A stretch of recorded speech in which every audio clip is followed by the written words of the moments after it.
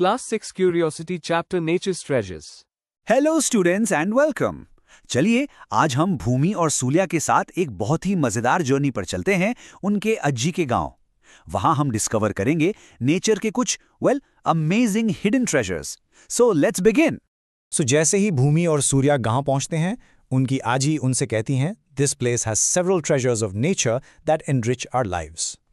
इसका सिंपल सा मतलब ये है कि नेचर में ऐसे कई अनमोल खजाने हैं जो हमारी लाइफ को सच में बेटर बनाते हैं। नेचर हमें वो सब कुछ देती है जिसकी हमें एक हेल्दी और हैप्पी लाइफ जीने के लिए जरूरत होती है। ओके, तो इस चैप्टर को आसानी से समझने के लिए ये रहा हमारा प्लान। फर्स्ट, हम अजिए के गांव को एक्सप्लोर करेंगे। सेकंड, हम बात करेंगे एयर और वाटर की। Third, will dive into energy यानी सन और फ्यूल्स। फोर्थ, हम अर्थ के रिचेस, फॉरेस्ट और सॉइल को समझेंगे। फिर फिफ्थ पॉइंट बहुत इंपॉर्टेंट है, हम रिन्यूएबल और नॉन रिन्यूएबल रिसोर्सेज का डिफरेंस देखेंगे। और फाइनली हम एक छोटा सा टेस्ट करेंगे। तो चलिए शुरू करते हैं। इमेजिन कीजिए शहर के पोल्यूशन और शोर से दूर एक ऐसी शांत जगह जहां भूमि और सूर्या फ्रेश एयर को फील कर रहे हैं, प्योर वाटर पी रहे हैं और फर्टाइल सॉइल को देख रहे हैं। लिटरली उनके चारों तरफ नेचर के अनमोल गिफ्ट्स हैं। आओ लेट्स फोकस ऑन नेचर के दो सबसे जरूरी ट्रेजर्स। इनके बिना तो लाइफ ही पॉसिबल नहीं है, एयर और वाटर। इन्हें हमारी लाइफलाइन भी कहा जाता है। तो सबसे पहले लेट्स टॉक अबाउट एयर और देखते हैं कि अजी क्यों कहती हैं कि गहरी सांस लेने से हम हेल्दी रहते हैं। Let's read this first. Air, the mixture of gases surrounding the earth, essential for survival. इसका मतलब है कि एयर जो हमारे अर्थ के चारों तरफ है वो असल में बहुत सारी अलग अलग गैसेस का एक मिक्सचर है, और ये हमारे जिंदा रहने के लिए यानी सर्वाइवल के लिए एब्सोल्युटली एसेंशियल है। और इन्हीं गैसेस में से एक खास गैस है ऑक्सीजन, जिसे हम ब्रीथ करते हैं। Now this is interesting. अगर हम एयर की कॉम्पोजिशन देखें तो इस चार्ट में आप देख सकते हैं कि सबसे ज्यादा यानी 78% नाइट्रोजन गैस है। बट हमारे सर्वाइवल के लिए जो सबसे क्रिटिकल गैस है ना, वो है ऑक्सीजन, जो करीब 21% है। So the key takeaway is ये 21% ऑक्सीजन ही हमारी असली लाइफलाइन है। Next up, wind, moving air.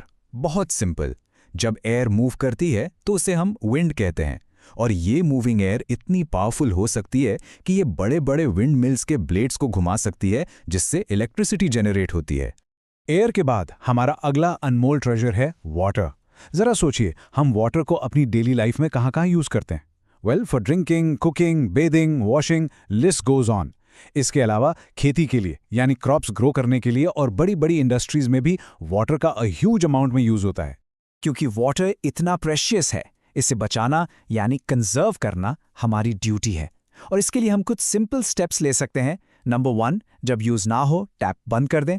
Number 2, कहीं भी वाटर लीकेज हो उसे फिक्स करवाएं। और number 3, rain water harvesting practice करें, जिसमें हम बारिश के वाटर को कलेक्ट करके बाद में यूज करते हैं। ये छोटे स्टेप्स एक बड़ा डिफरेंस ला सकते हैं। Okay, let's move on to our third treasure, energy. तो हमारी दुनिया को पावर कहाँ से मिलती है? चलिए इसको एक्सप्लोर करते हैं और शुरुआत करेंगे एनर्जी के सबसे बड़े सोर्स से, the sun. Let's read it. The sun, the main source of energy on earth. इसे ऐसे समझिए, सन से एनर्जी प्लांट तक आती है। प्लांट उस एनर्जी से अपना फूड बनाता है, फिर एक रैबिट उस प्लांट को खाता है और एक फॉक्स उस रैबिट को। तो इस तरह अर्थ पर सभी लिविंग थिंग्स को, चाहे डायरेक्टली हो या इनडायरेक्टली, एनर्जी मिलती तो सन से ही है। Okay, next definition, fossil fuels. Fuels formed from the remains of organisms over millions of years.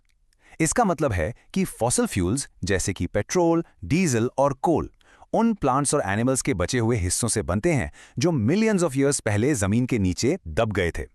ये एक बहुत बहुत स्लो प्रोसेस है। लेकिन फॉसिल फ्यूल्स के साथ दो बड़ी प्रॉब्लम्स हैं। पहली, ये लिमिटेड हैं, मतलब एक दिन ये खत्म हो जाएंगे। और दूसरी, जब हम इन्हें बर्न करते हैं तो इनसे काफी एयर पोल्यूशन होता है। याद है भूमि और सूर्या ने शहर में जो स्मोक देखा था, वो इन्हीं फ्यूल्स के जलने से होता है। चलिए अब उन अगले ट्रेजर्स की बात करते हैं जो भूमि और सूर्या ने आज ही के साथ देखे, हमारे कीमती फॉरेस्ट्स और हमारे पैरों के नीचे की रिच सॉइल। फॉरेस्ट्स को बचाने के लिए 1970s में इंडिया में एक बहुत ही फेमस मूवमेंट हुआ था, जिसका नाम था चिपको मूवमेंट। उत्तराखंड में जब लोग पेड़ काटने आए तो वहां की लोकल वुमेन ने पेड़ों को इस तरह से हक कर लिया, जैसे आप देख रहे हैं, ताकि उन्हें कोई काट ना सके। ये उनका नेचर के लिए जो लव और रिस्पेक्ट था उसे दिखाता है। Next up, soil. हमें अक्सर लगता है कि सोयल सिर्फ मिट्टी है, राइट? बट ये एक्चुअली हजारों सालों में बड़े बड़े रॉक्स के टूटने से बनती है। ये सिर्फ डर्ट नहीं है, इसमें वो लाइफ और न्यूट्रिएंट्स होते हैं जो हमारे फूड को ग्रो करने के लिए जरूरी हैं। अब आते हैं एक बहुत ही इंपॉर्टेंट एग्जाम टॉपिक पर, तो प्लीज ध्यान से सुनिएगा। हम नेचर के ट्रेजर्स को दो मेन ग्रुप्स में क्लासिफाई कर सकते हैं, रिन्यूएबल और नॉन रिन्यूएबल। चलिए इनके बीच का डिफरेंस समझते हैं। So the main difference is this. देखिए, लेफ्ट कॉलम में है रिन्यूएबल रिसोर्सेज। ये वो है जो बहुत कम टाइम में अपने आप रिप्लेनिश हो जाते हैं, जैसे एयर, वाटर और सन की एनर्जी। ये आसानी से खत्म नहीं होते। अब राइट कॉलम में देखिए, ये है नॉन रिन्यूएबल रिसोर्सेज। इनको बनने में मिलियंस ऑफ ईयर्स लगते हैं, जैसे कोल और पेट्रोल। ये लिमिटेड क्वांटिटी में है और एक बार यूज हो गए तो बस खत्म। तो चलिए अब वक्त है एक क्विक क्विज का। Let's test what you've learned और देखते हैं कि हमने कितना समझा है। रेडी? इससे आपकी एग्जाम प्रेपरेशन भी हो जाएगी।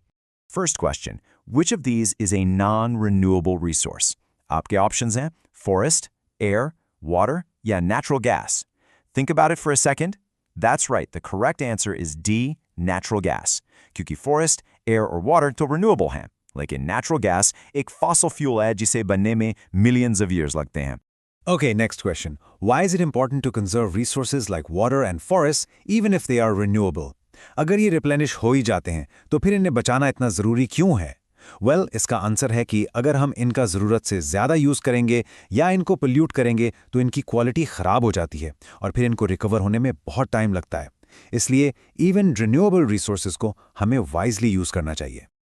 चलिए अब एग्जाम के लिए इस चैप्टर के की पॉइंट्स को जल्दी से रिवाइज कर लेते हैं। पॉइंट 1, नेचुरल रिसोर्सेज नेचर के गिफ्ट्स हैं। पॉइंट 2, रिन्यूएबल रिसोर्सेज जल्दी से रिप्लेनिश हो जाते हैं। Point 3, non renewable resources limited हैं। और पॉइंट 4, कॉन्जर्वेशन यानी इन रिसोर्सेज को जिम्मेदारी से यूज करना हमारी ड्यूटी है। ये चारों पॉइंट्स जरूर याद रखिएगा। और इस एक्सप्लेनर को हम M.K. गांधी जी के इस पावरफुल कोट के साथ एंड करते हैं। Earth provides enough to satisfy every man's need but not for every man's greed. इसका मतलब है कि अर्थ हमारे ज़रूरत यानी नीड पूरी करने के लिए काफ़ी कुछ देती है, लेकिन हमारे लालच यानी ग्रीड के लिए नहीं। हमें नेचर के इन ट्रेजर्स को हमेशा जिम्मेदारी से यूज़ करना चाहिए। आई रियली होप आपको भूमि और सूर्य के साथ आज ही के गांव की ये जर्नी पसंद आई होगी। जैसे उन्होंने सीखा वैसे ही आप भी नेचर के इन अनमोल ट्रेजर्स को हमेशा वैल्यू करें। Keep exploring and keep learning.